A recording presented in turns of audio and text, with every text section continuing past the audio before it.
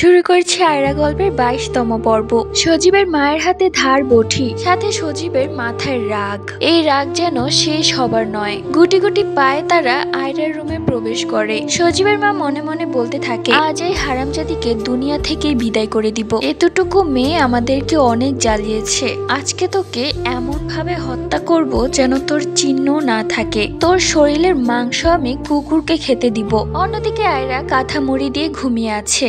সজীবকে শক্ত করে আয়রার পা ধরে, আর সজীবের মা আয়রার গলা বরাবর বটি দিয়ে ইচ্ছে মতো কোপাতে থাকে। কিন্তু আজব ব্যাপার, একটু টু শব্দও নেই। কাউকে মারার সময় নাকি সে একটু হলেও চিৎকার করে, কিন্তু আয়রা যেন ফ্রিজ হয়ে গেছে, কোনো শব্দ নেই। অন্যদিকে সজীব এবং সজীবের মা ঘেমে একাকার অবস্থা। এরপর সজীবের মা কাপা হাত নিয়ে আয়রার মুখ থেকে কাঁথা সরায়, আর এরপর যা দেখে তারা দুজন মোটেও প্রস্তুত ছিল না তা দেখার জন্য। আয়রা কোথায়? এখানে শুয়ে আছে সাদা জুব্বা পরা একটা ছেলে। তার মুখে ভয়ানক একটা হাসি, চোখের মণি দুটো কেমন যেন নীল লাইটের মতো জ্বলে উঠল। এই দৃশ্য দেখে মা ছেলে চিৎকার দিয়ে অজ্ঞান হয়ে পড়ে যায় মাটিতে। তাদের চিৎকার শুনে ওই রুম থেকে সজীবের ভাই এবং ভাবি দৌড়ে আসে এই ঘরে। এসে দেখে মেঝেতে সজীব এবং সজীবের মা অজ্ঞান অবস্থায় পড়ে আছে মাটিতে। আর বিছানার দিকে তাকাতেই দেখে আয়রা তো পরম শান্তিতে ঘুমিয়ে আছে। এত জোরে চিৎকারের শব্দ শুনেও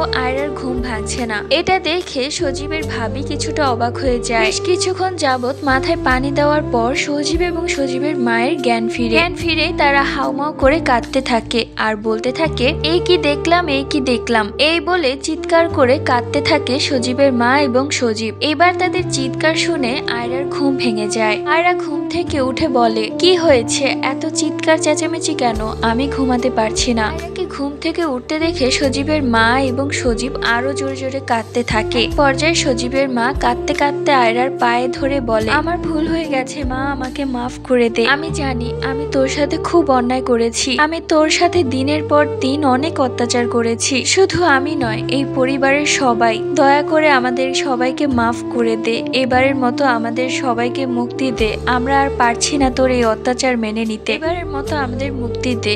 এই বলে হাউমাউ করে কাঁদতে লাগলেন সজীবের মা। সজীবও আয়রার পায়ে ধরে বলতে থাকে, আয়রা তুমি আমাকে মাফ করে দাও। আমি তোমাকে ঠকিয়েছি, তোমার সাথে অনেক অন্যায় করেছি। আমাকে এবারের মতো মাফ করে দাও। তুমি তোমার জীবনটা সুন্দর করে সাজাও। এবারের মতো আমাদের মুক্তি দাও। এই বলে তারা কাঁদতে থাকে। তাদের কান্না দেখে এক পর্যায়ে আয়রার মন গলে যায়। আয়রা বলে, ঠিক আছে, আমি খুব খুশি হয়েছি যে আপনারা আপনাদের ভুল বুঝতে পেরেছেন। মেয়েরা খুব শখ করে শ্বশুর বাড়িতে আসে নিজের অধিকার নিয়ে, তো আপনাদের মতো কিছু মানুষরা তাদের সাথে যেমন আচরণ করে